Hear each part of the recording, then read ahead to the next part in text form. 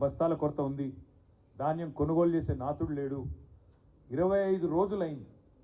25 రోజులై కూడా మరి ధాన్యాన్ని కొనుగోలు కేంద్రాలకు తరలించినా కూడా ఇంతవరకు తూకం వేయకుండా మరి రైతులను ఇబ్బంది పెడుతున్న ప్రభుత్వం ఏదైతే ఉందో ఇప్పటికైనా బుద్ధి తెచ్చుకొని ఎన్నికలు ముగిసినాయి కాబట్టి వెంటనే మరి కొనుగోళ్లను స్పీడప్ చేయాలి, కొనుగోళ్లను పర్యవేక్షించాలని చెప్పి కూడా మా డిమాండ్.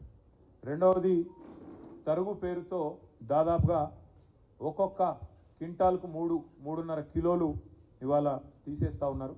ఆ విషయంలో కూడా ప్రభుత్వం గతంలో ఇదే కాంగ్రెస్ పార్టీ నాయకులు ప్రతిపక్షంలో ఉన్నప్పుడు ఈ తరుగు విషయంలో ఏమేమి మాట్లాడినారో అవన్నీ కూడా సామాజిక మాధ్యమాల్లో ఉన్నాయి. మరి వారు ఆనాడు చెప్పిన మాటలనే నేను ఉటంకిస్తూ ఉన్నాను, కొత్తదేం లేదు. ఎట్టి పరిస్థితుల్లో కూడా రైతుకు అన్యాయం చేయకుండా, తరుగు అనేది లేకుండా మరి ముందుకు రావాలి, వెంటనే రైతులకు పూర్తి స్థాయిలో న్యాయం చేయాలని చెప్పి కూడా మేము డిమాండ్ చేస్తూ ఉన్నాం. దాంతోపాటు ఎక్కడికక్కడ ఒక దగ్గర కాదు, కామారెడ్డి జిల్లాలో రైతులు రోడ్డెక్కారు. నిర్మల్ జిల్లా లక్ష్మణ్ చాందా మండల కేంద్రంలో మరి రైతులు అక్కడ కూడా రోడ్డెక్కినారు. తడిసిన ధాన్యం ఎక్కడికక్కడ తడిసిపోయి ఆగమాగం అయిపోతే అక్కడ కూడా రైతులు రోడ్డెక్కి ధర్నాలు చేస్తూ ఉన్నారు. యాదాద్రి భువనగిరి జిల్లాలో బీబీనగర్ దగ్గర ధాన్యం బస్తాలతోనే నిరసన కూడా తెలిపినారు. వరంగల్ వెళ్లే రోడ్డు మీద మరి వాహనాల రాకపోకలు స్తంభించిపోయిన పరిస్థితి. రాజన్న సిరిసిల్ల జిల్లాలో కూడా ఈరోజు కోనరావుపేట మండలం మల్కపేటలో రైతులు ధర్నా చేస్తూ ఉన్నారు. వరి ధాన్యం కొనుగోలు చేపట్టడం లేదంటే రాష్ట్ర వ్యాప్తంగా దాదాపు నేను కోట్ చేసింది కేవలం 4 జిల్లాలు: యాదాద్రి, భువనగిరి, నిర్మల్, కామారెడ్డి, రాజన్న సిరిసిల్ల. ఇవి మాత్రమే కాకుండా ఇంకా చాలా చోట్ల రైతులు గత 25-30 రోజులుగా ధాన్యం తెచ్చిన తర్వాత కూడా ఇంతవరకు కొనుగోలు చేయకుండా, అధికార యంత్రాంగం పట్టించుకోకుండా, పర్యవేక్షించే నాదుడు లేకుండా దయనీయమైన స్థితిలో ఉన్నారు.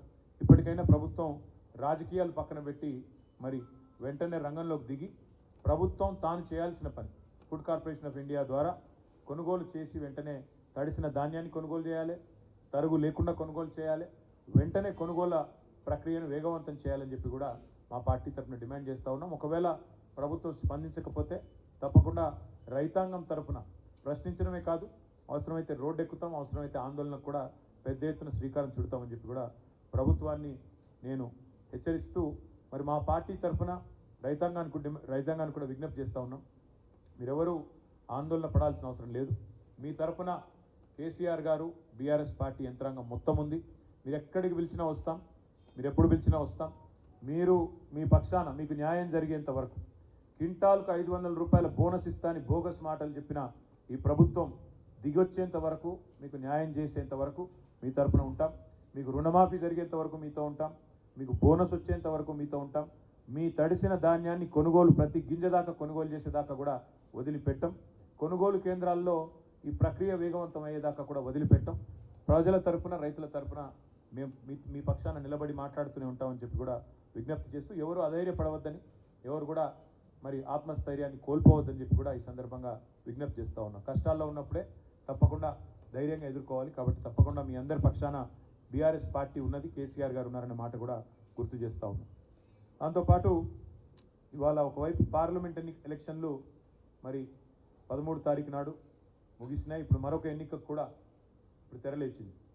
3 ఉమ్మడి జిల్లాలు నల్గొండ, ఖమ్మం, వరంగల్, ఈ 3 జిల్లాల పరిధిలోని విద్యావంతులు మరి 27 తారీఖు నాడు ఓటైపోతూ ఉన్నారు. గ్రాడ్యుయేట్ ఎమ్మెల్సీ అభ్యర్థిగా తమకు ఎవరు ఉండాలి అని ఎంచుకోబోతూ ఉన్నారు.